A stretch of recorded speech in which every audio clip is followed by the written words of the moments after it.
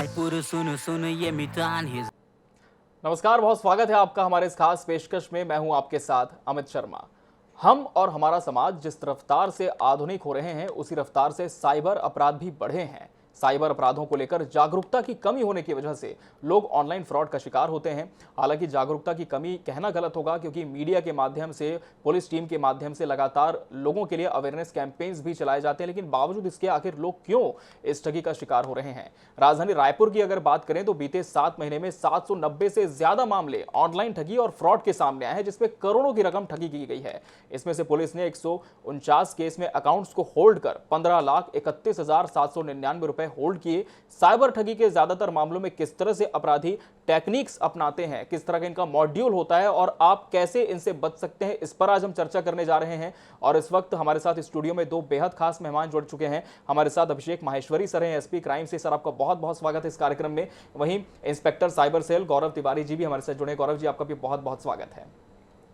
सबसे पहले अभिषेक जी, आपसे मेरा ये सवाल है कि सुनो रायपुर, इस अभियान की जरूरत तब पड़ रही है जब हम आज इतनी ज्यादा टेक्नोलॉजी के माध्यम में जी रहे हैं, लगातार आप लोगों के माध्यम से, हमारे मीडिया के माध्यम से अवेयरनेस कैंपेन्स चला रहे हैं।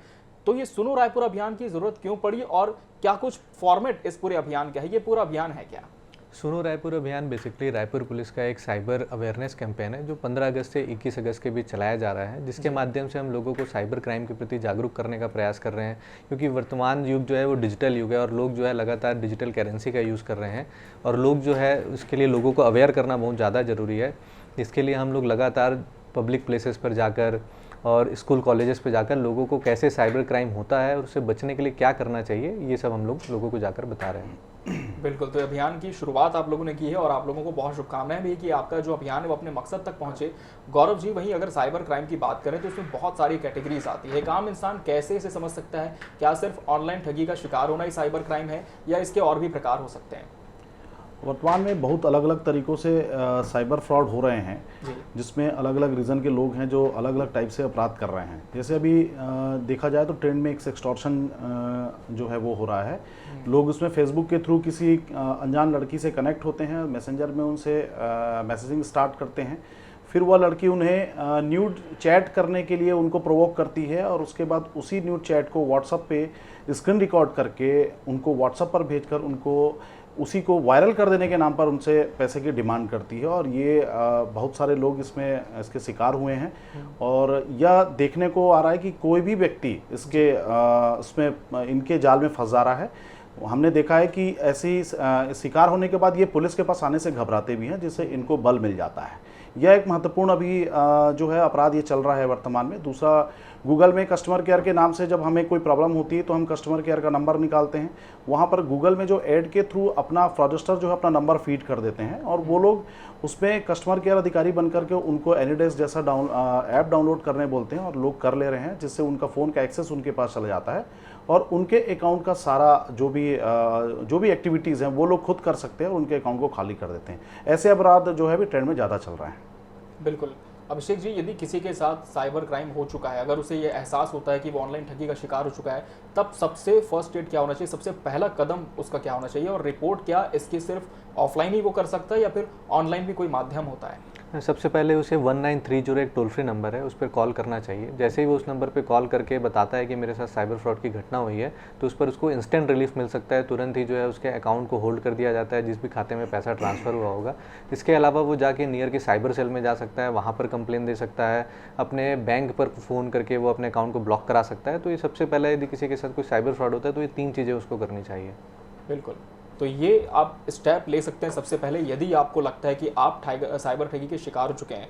गौरव जी, अगर एक हम ऑन एन एवरेज देखें तो हर मंथ कितने केसेस आप लोग रिपोर्ट कर लेते हैं साइबर फ्रॉड के?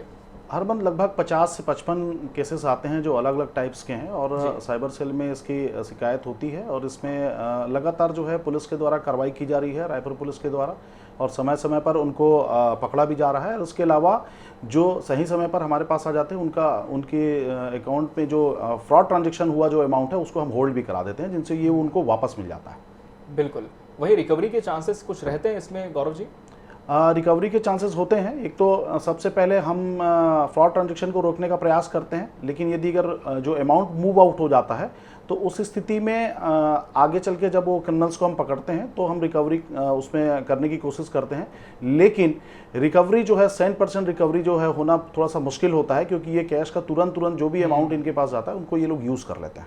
जी, अभिषेक जी, अक्सर ये भी देखा जाता है कि कई बार लोग एटीएम पिन तो पूछते थे, अब वो तरीका पुराना हो गया। अब तो लोग बैंक अधिकारी बनकर लोगों को कॉल करते हैं और कहते हैं कि आपका अकाउंट हम होल्ड कर रहे हैं, फ्रीज कर रहे हैं, कुछ प्रॉब्लम आ गई है तो आप हमें अपने पासबुक का पूरा नंबर बताएं, आप हमें एटीएम का अकाउंट पिन बताएं और उसके बाद आपका जो सॉल्यूशन है वो हो सकता है। तो क्या इस तरह के मामले अभी भी आप लोगों के सामने आते हैं और इस फ्रॉड से कैसे बच सकते हैं? साइबर क्रिमिनल से वो पहले से ज़्यादा वो तेज और वो हो गए हैं। पहले क्या होता था, लोग जो है फ़ोन करके एटीएम का नंबर पूछते थे। अब धीरे धीरे पब्लिक जो है अवेयर हो गई है कि वो अपना एटीएम का नंबर जो है वो फ़ोन पे किसी को नहीं बताती है। और आदमी को यह भी जानना बहुत ज़रूरी है कि कभी भी कोई बैंक जो है वो फ़ोन करके कभी भी एटीएम का नंबर नहीं पूछता है। इसलिए यदि कोई बोलता है कि मैं बैंक का अधिकारी बोल रहा हूँ, आप मुझे अपना एटीएम का नंबर बताइए, तो हमको बिल्कुल नहीं बताना चाहिए।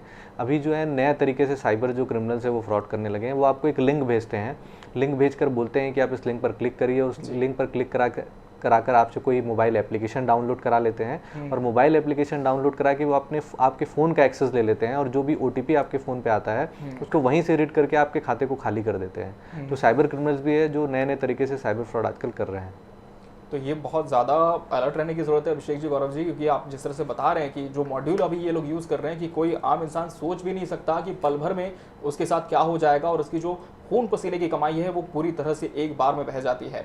गौरव जी, अभी तो ये भी देखा जा रहा है कि बड़े बड़े जो आईएएस हैं, आईपीएस है, यहाँ तक कि विभागीय मंत्री हैं, उनके नाम से भी फेक व्हाट्सएप क्रिएट किया गया, उनकी डीपी लगाई गई और फिर बाकायदा लोगों से पैसे की मांग की गई। क्या इस तरह के केस अभी भी रिपोर्ट हो रहे हैं, और यदि ऐसा किसी के साथ होता है तो इससे बचा कैसे जाए? इस संबंध में अभी जो भी ये व्हाट्सअप डीपी लगाकर जो फ्रॉड हो रहे हैं, इसमें देखा जा रहा है कि ये जितने भी लोग हैं, जैसे वो डॉक्टर्स हैं या राजनेता हैं या ऐसे लोग जो पब्लिक फिगर हैं जिनके नंबर्स गूगल पर अवेलेबल हैं, इनके फोटोज ऑलरेडी इनके गूगल में अवेलेबल होते हैं। तो इसको डाउनलोड करके अपने फेक नंबर से लगाकर डीपी लगाकर उनके सबऑर्डिनेट्स को मैसेज करके उन्हें पैसे की डिमांड की जाती है। और ये ऐसे कुछ 2-4 केसेस आए हैं और इस केस में पुलिस अभी काम कर रही है और इसके संबंध में सर जो है और डिटेल में बताएंगे। और ये केसेस अभी आ रहे हैं, लेकिन इसमें ये जानना जरूरी है कि जब व्यक्ति अनजान नंबर से आपको पैसे की डिमांड कर रहा है, डीपी भले ही किसी की भी लगी हो, लेकिन जब वो नंबर आपके पास सेव ही नहीं है और आपको हमेशा वो कॉल करने से मना करता है, इसका मतलब वो जानता है कि यदि अगर वो कॉल करेगा सामने वाला तो शायद वो उसकी वॉइस पहचान जाए, इसलिए वो फ्रॉड नहीं कर पाएगा। तो कुछ सावधानियां हैं जिसको रख करके हम ऐसे फ्रॉड से बच सकते हैं।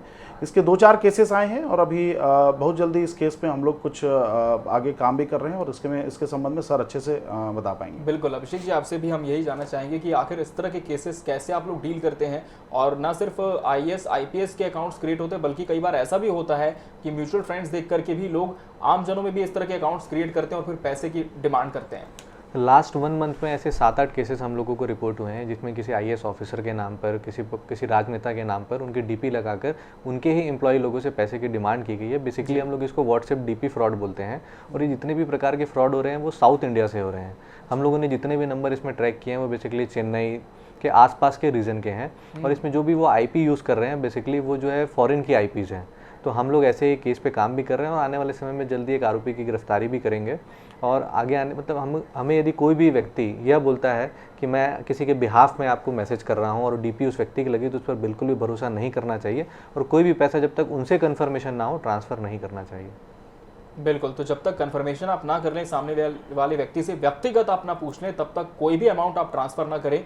इससे बचने की कोशिश करें आप। और यदि आपको ऐसा लग रहा है कि आपके साथ ठगी हो सकती है तो तत्काल आप पुलिस को सूचित करें, और 1930 टोल फ्री नंबर जिस तरह से अभिषेक सर ने बताया, इस पर आप फ़ोन कर सकते हैं और आपके साथ जो भी इंसिडेंट हो रहा है उसे आप रिपोर्ट कर सकते हैं। गौरव जी, अक्सर ये भी देखा जाता है कि कुछ साइबर फ्रॉड्स जो इतने शातिर तरीके से फ्रॉडस्टर्स इस पूरी वारदात को अंजाम देते हैं, कई बार सरकारी वैकेंसी का विज्ञापन वो निकाल देते हैं, बिजली काटने का मैसेज देते हैं, कई बार तो पूरी की पूरी फेक वेबसाइट भी क्रिएट कर ली जाती है और उसमें पेमेंट गेटवे भी बना लिया जाता है। ऐसे में इस चीज़ की पहचान कैसे की जाए कि जिस जगह पर आप पेमेंट कर रहे हैं वो एक ओरिजिनल गेटवे है, जेन्युइन गेटवे है? देखिए, अभी वर्तमान में बिजली कटने का मैसेज लोगों के पास आ रहा है और उन्हें यह कहा जाता है कि आपका बिल ड्यू है यदि आप नहीं करेंगे तो रात में आपके यहाँ घर की बिजली कट जाएगी। उसमें एक मोबाइल नंबर दिया गया होता है और जब आप मोबाइल नंबर में कॉल करते हैं तो एज यूजुअल फिर से वहाँ पर एक फ्रॉडस्टर बैठा होता है और खुद को बिजली विभाग का अधिकारी बताकर उन्हें पेमेंट करने के लिए कहता है। ये आपको देखना चाहिए कि अगर मान लो बिजली विभाग का पेमेंट कर रहे हैं तो उसकी जो अधिकृत जो वेबसाइट है उसमें आप पैसे भेजें। उनके द्वारा दिए गए किसी लिंक पे या उनके द्वारा किसी ऐप को डाउनलोड करके यदि आप पैसे भेजेंगे तो निश्चित रूप से आप धोखाधड़ी के शिकार होंगे ही। हर वेबसाइट का अपना उसको आप देख सकते हैं कि उसमें HTTPS जो एक होता है, जो सिक्योर साइट का एक वेबसाइट का एक वो है जिससे आप ये क्लियर हो सकते हैं कि नहीं ये वेबसाइट सिक्योर है, आप उसमें पेमेंट करिए। जी जी बिल्कुल बिल्कुल। अभिषेक जी, और आपसे ये भी जानना चाहेंगे कि पहले जो ये साइबर फ्रॉड के मामले आते थे, जिस तरह से प्रैंक कॉल्स होते थे, फ्रॉड कॉल्स होते थे, ये अक्सर जामताड़ा रीजन से आते थे, क्या अब भी वही केंद्र है या फिर आप लोग जिस तरह से अभी आपने जिक्र भी किया कि साउथ से भी इस तरह के मामले सामने हैं, ऐसे और कौन कौन से स्टेट्स हो गए हैं आजकल जहाँ पर इस तरह की जो गैंग है वो सक्रिय है? ऐसे करीब 4-5 स्टेट्स हैं। बेसिकली राजस्थान का भरतपुर जिला है, वहाँ से जितने भी न्यूड वीडियो कॉल होते हैं वो पूरे के पूरे कॉल जो है भरतपुर से आते हैं। जितने भी कॉल सेंटर वाले फ्रॉड हैं, चाहे वो टावर लगाने के नाम पर हो, इंश्योरेंस प्रीमियम के नाम पर हो या फिर जॉब देने के नाम पर हो, वो पूरे दिल्ली और नोएडा रीजन से होते हैं। इसके अलावा जो इलेक्ट्रिसिटी डिपार्टमेंट वाले जो मैसेजेस आ रहे हैं, इसके अलावा यदि आपको फ़ोन करके वो ATM नंबर पूछते हैं तो ये सभी फ्रॉड जो है वो झारखंड के जामताड़ा, देवघर इन सभी जिलों से हो रहे हैं। इसके अलावा यदि आपके पास KBC के नाम पर कोई लॉटरी लगने के अगर यदि कोई आपके पास मैसेज आता है तो बेसिकली पाकिस्तान से होता है, +92 नंबरों से इस तरह के मैसेज आते हैं। तो अलग अलग रीजन बन गए हैं जहाँ पर अलग अलग तरह के साइबर फ्रॉड हो रहे हैं। तो अलग अलग रीजन से साइबर फ्रॉड हो रहे हैं। जिस तरह से सर ने बताया कि अब सिर्फ जामताड़ा ही नहीं बल्कि साउथ से, राजस्थान से, ऐसे तमाम स्टेट्स 4 से 5 जगह ऐसी है जहां से लगातार इस तरह के प्रैंक्स हो रहे हैं, फ्रॉड कॉल्स यहां पर आ रहे हैं और लोग इसके शिकार हो रहे हैं।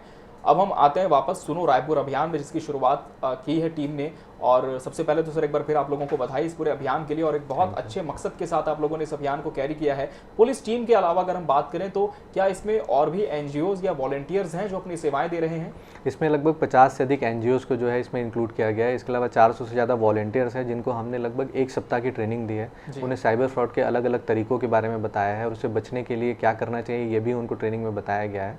वे अपने अपने एरिया में जाकर लोगों को जागरूक करने का काम कर रहे हैं कि इस तरह के साइबर फ्रॉड से बचने के लिए हमें किन किन बातों का ध्यान रखना चाहिए। तो इसमें हमने पब्लिक को भी इंक्लूड किया है और उनको शामिल करके पब्लिक को अवेयर करने का काम कर रहे हैं। बिल्कुल। साथ ही गौरव जी, आपसे ये भी जानना चाहेंगे कि अवेयरनेस कैंपेन्स तो अलग बात है, लेकिन इसके अलावा पुलिस ऐसे और कौन कौन से स्ट्रेटजीज अपना रही है जिससे कि लोगों को जागरूक किया जा सके कि वो साइबर फ्रॉड के शिकार ना हो?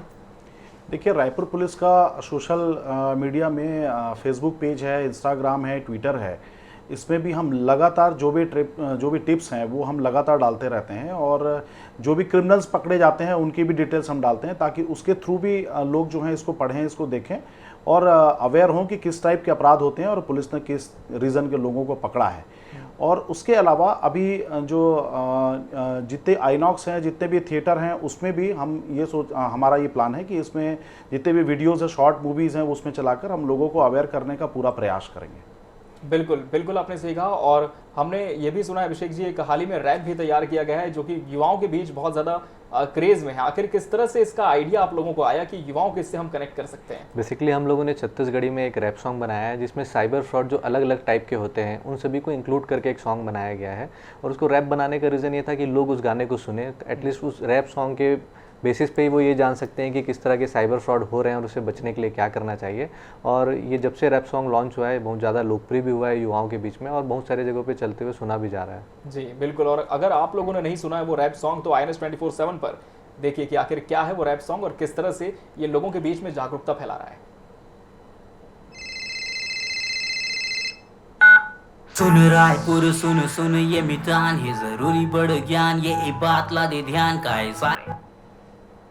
तो ये था वो रैप सॉन्ग। और निश्चित तौर पर गौरव जी, अभिषेक जी, ये जो रैप सॉन्ग है युवाओं के बीच में क्यों पॉपुलर है ये सभी इसे देखने के बाद में जान चुके हैं और एक अच्छा कैंपेन आप लोग चला रहे हैं। और जिस तरह से आपने बताया कि इनोवेटिव आइडियाज़ के जरिए पुलिस इस दिशा में काम कर रही है। अभिषेक जी, एक अहम सवाल यहाँ पर ये भी आता है कि जब कोई साइबर केस रिपोर्ट करता है, उसके पास जो घटना हुई है, पुलिस तुरंत छानबीन शुरू कर देती है, लेकिन एक आम क्रिमिनल को पकड़ने में और एक साइबर फ्रॉड के क्रिमिनल को पकड़ने में कितना ज़्यादा डिफरेंस होता है, कितनी चुनौतियाँ होती हैं?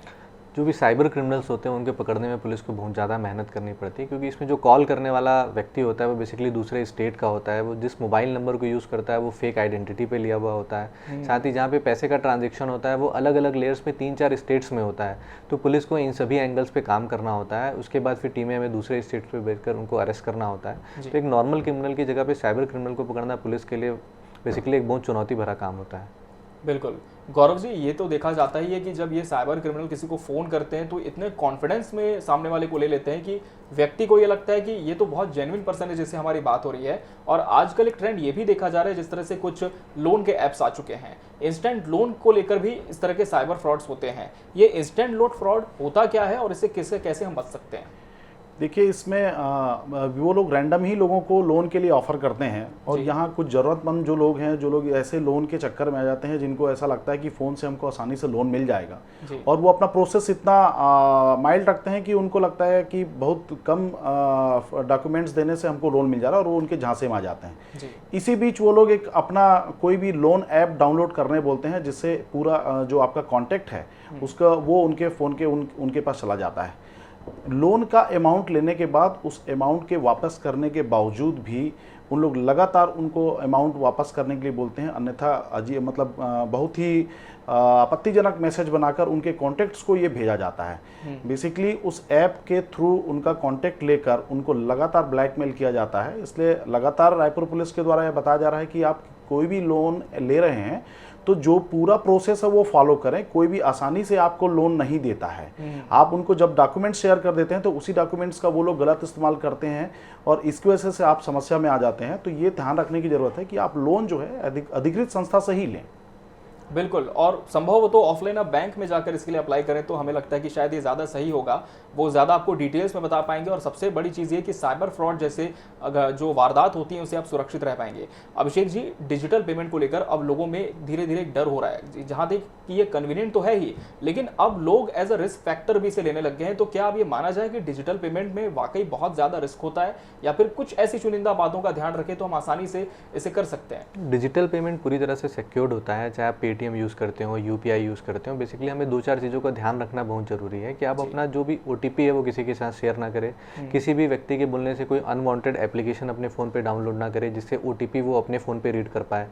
इसके अलावा हमको अपना कभी भी पिन किसी व्यक्ति के साथ शेयर नहीं करना चाहिए। यदि कोई व्यक्ति आपको ऑनलाइन पेमेंट कर रहा है तो ऑनलाइन पेमेंट रिसीव करने के लिए किसी भी प्रकार के पिन बताने की ज़रूरत नहीं होती है, ना ही कोई क्यूआर कोड स्कैन करने की ज़रूरत होती है। तो ये चीज़ें ध्यान रखना बहुत ज़्यादा ज़रूरी है।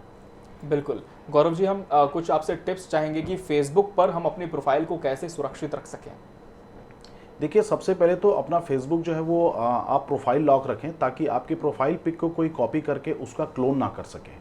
फर्स्ट। सेकंड, कि आप अपना जो फेसबुक का जो पासवर्ड है, मतलब मोस्टली लोग वो करते हैं कि कोई अपना बर्थडे, बच्चे का बर्थडे या गाड़ी का नंबर ऐसा रख देता है। तो ये जो साइबर क्रिमिनल्स है इसको आसानी से क्रैक कर लेते हैं, और उसको हैक करके फिर वो उसी फेसबुक के थ्रू या तो वो कुछ भी कर सकते हैं, जैसे कि किसी से पैसे मांग सकते हैं, या कोई आपत्तिजनक फ़ोटो उसमें टैग कर सकते हैं, लगा सकते हैं। तो इससे आपको दिक्कतें होती हैं। इसके लिए सबसे इम्पॉर्टेंट ये है कि फेसबुक के पास बहुत सारे सिक्योर फीचर्स हैं जिसका यूज़ करना चाहिए, जिसमें एक महत्वपूर्ण है 2 स्टेप वेरिफिकेशन होता है। अगर आपका पासवर्ड यदि कोई गलती से आपसे किसी से शेयर भी हो गया या कोई किसी को मिल भी गया, लेकिन यदि अगर आप 2 स्टेप वेरिफिकेशन में हैं तो आपके प्रोफाइल को वो एक्सेस नहीं कर सकता। इसलिए मैं सभी को ये कहता हूँ कि आप 2 स्टेप वेरिफिकेशन अपने उसमें प्रोफाइल में रखें, जिससे आपके साथ हैक होने वाली स्थिति जो है ना बन पाए। बिल्कुल, ये तो हो गई बात फेसबुक की, लेकिन अभिषेक जी, क्या हमारा फ़ोन भी हैक हो सकता है? और ये कैसे इसके साइंस होते हैं कि हमारा फ़ोन जो है वो कहीं और भी एक्सेस हो रहा है, उसका डेटा कोई और भी रीड हो कर रहा है? इससे बचें कैसे? नॉर्मली फ़ोन आजकल इतने ज़्यादा एडवांस सिक्योरिटी वाले आ गए हैं कि फ़ोन को हैक करना पॉसिबल नहीं है। फ़ोन आपका तभी हैक हो सकता है जब कोई अनवांटेड एप्लीकेशन आप अपने फ़ोन पे डाउनलोड कर लेते हैं, जैसे AnyDesk, quick support, team viewer, ऐसे एप्लीकेशन है। यदि आप उसे अपने फ़ोन पे डाउनलोड करते हैं और उसका ओटीपी सामने किसी फ्रॉड करने वाले के साथ शेयर कर देते हैं, तो वो वहाँ बैठे बैठे आपके फ़ोन को एक्सेस कर सकता है, आपके फ़ोन पर आने वाले मैसेजेस को पढ़ सकता है, आपके फ़ोन की गैलरी में जा सकता है। तो ऐसे अनवांटेड एप्लीकेशन को हमें बिल्कुल भी अपने फ़ोन पर डाउनलोड नहीं करना चाहिए, क्योंकि यही माध्यम है जिसके माध्यम से फ़ोन जो है हैक किया जा सकता है। बिल्कुल गौरव जी, अब हमारे कार्यक्रम का अंतिम चरण आ चुका है। जाते जाते हम चाहेंगे कुछ ऐसे टिप्स आप हमारे व्यूवर्स को दें जिससे कि वो ठगी का शिकार होने से बच सके, क्योंकि पहले ये देखा जाता था कि जो रूरल बैकग्राउंड के लोग हैं वो ज़्यादा इनके झांसे में आते थे, लेकिन अब तो शहर भी अछूता नहीं है। अच्छे पढ़े लिखे लोग भी होते हैं, वो भी कई बार गलती से ऐसे लोगों के झांसे में आ जाते हैं। तो क्या कुछ तरीके हम अपना सकते हैं जिससे कि हम सोशल मीडिया हो, फ़ोन हो, डिजिटल पेमेंट हो, इन सब मॉड्यूल्स में हम सेफ रहें, सुरक्षित रहें? देखिए, सबसे पहले कहीं ना कहीं जो अनजान नंबर्स से कॉल करके आपको अलग अलग बताकर आपसे बातचीत करते हैं, अगर आप थोड़ा सा भी अगर उनको क्रॉस करेंगे तो वो इस चीज़ में आप उनके झांसे में नहीं आएंगे। हमारी सबसे बड़ी गलती वही होती है कि हम वो जो अनजान नंबर से जो व्यक्ति जो अपने आप को बता रहा है हम उसको मान लेते हैं। सेम एज जैसे सेक्सटॉर्शन के मामले में आपके पास कोई एक लड़की का फेसबुक रिक्वेस्ट आता है और आप उस रिक्वेस्ट को तुरंत एक्सेप्ट कर लेते हैं, जबकि आपको देखना चाहिए कि उस लड़की का कोई भी म्यूचुअल फ्रेंड नहीं है, आप उसको जानते ही नहीं है, फिर भी आपसे वो कनेक्ट होना चाहती है। आप अगर उसको एक बार वेरीफाई करेंगे, उससे देखेंगे कि ये लड़की, इसका ना तो कोई म्यूचुअल फ्रेंड है, ऐसा लगता है कि किसी कोई साइबर फ्रॉड करने के लिए वो प्रोफाइल बनाई गई है, तो आप उनसे कनेक्ट नहीं होंगे तो आपके साथ ऐसी धोखाधड़ी नहीं होगी।